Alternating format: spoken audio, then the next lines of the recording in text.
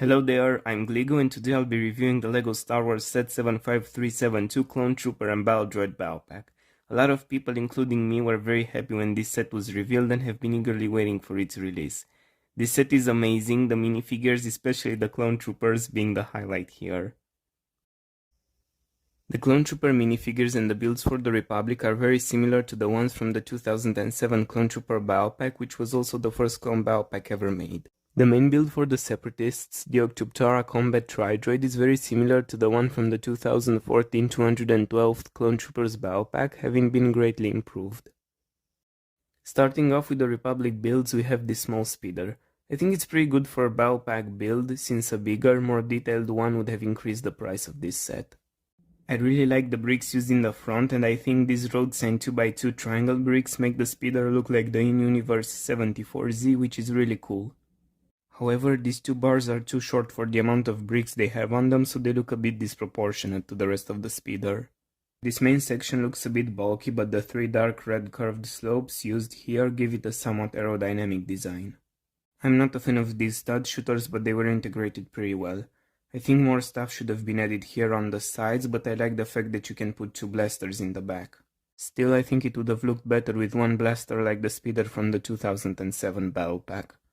This barricade here isn't good since it's too bulky in the middle and too thin on the sides. I think this stud shooter should have been moved further in front to have room for a minifigure here, and that instead of it they should have used the regular blaster like the back of the speeder does.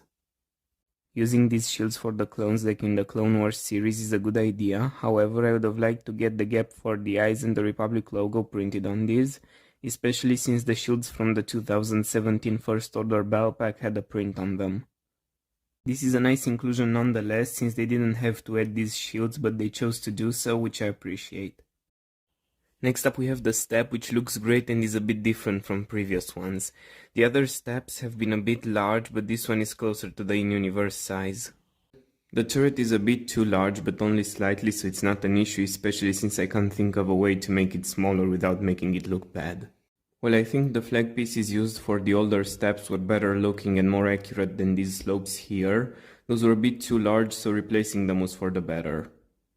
Personally, I prefer the older versions of this vehicle since the proportions were better and some of the Clone Wars variants had a sticker on them, which this one is lacking, but overall I'd say this new model is pretty good.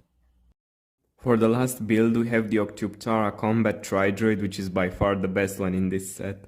It looks awesome and it's accurate to how these droids look in universe even when it comes to its size. It's a huge improvement over the 2014 one, especially when it comes to the upper section.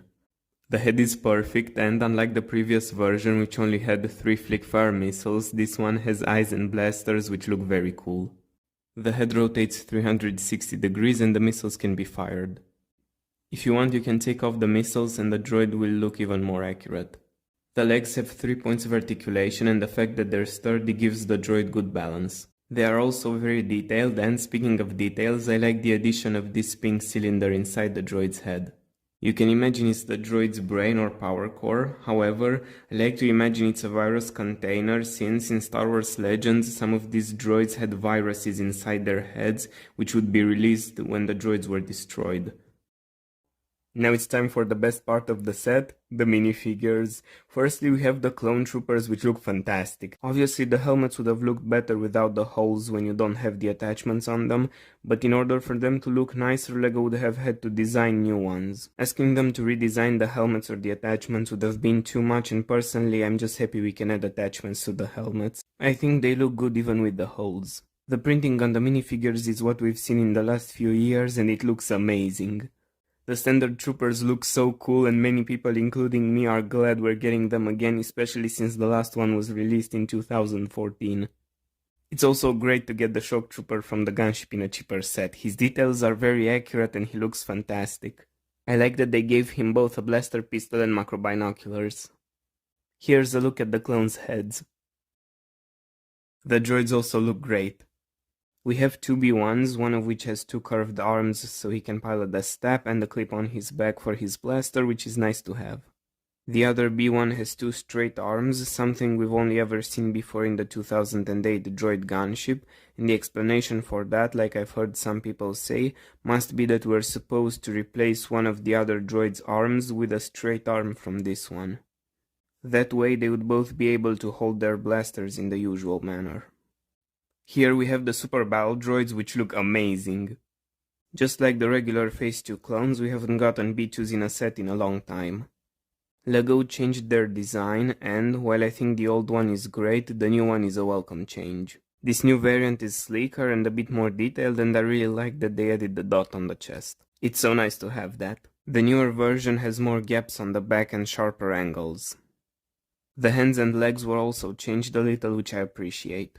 Like all of you, I hope the clips on these new legs are more durable. We also get this little box in which we can put one of the two grenades included in this set. In conclusion, this set is fantastic for both clone and droid army building, but having 3 standard Phase 2 clone troopers as opposed to 2 B1 battle droids, it's better for the former. I believe the price is very good for what we get in this set, but it can make getting a large amount of these difficult. The only things that could have been better are the builds for the Republic, but like I said earlier, their improvement would have also increased the price of this set, so they're good enough. To be honest, we're buying this set for the minifigures, so it doesn't matter that much how the builds look. Again though, the ones for the Separatists look amazing. Well, this is it for this review, thanks for watching and I'll see you all again soon.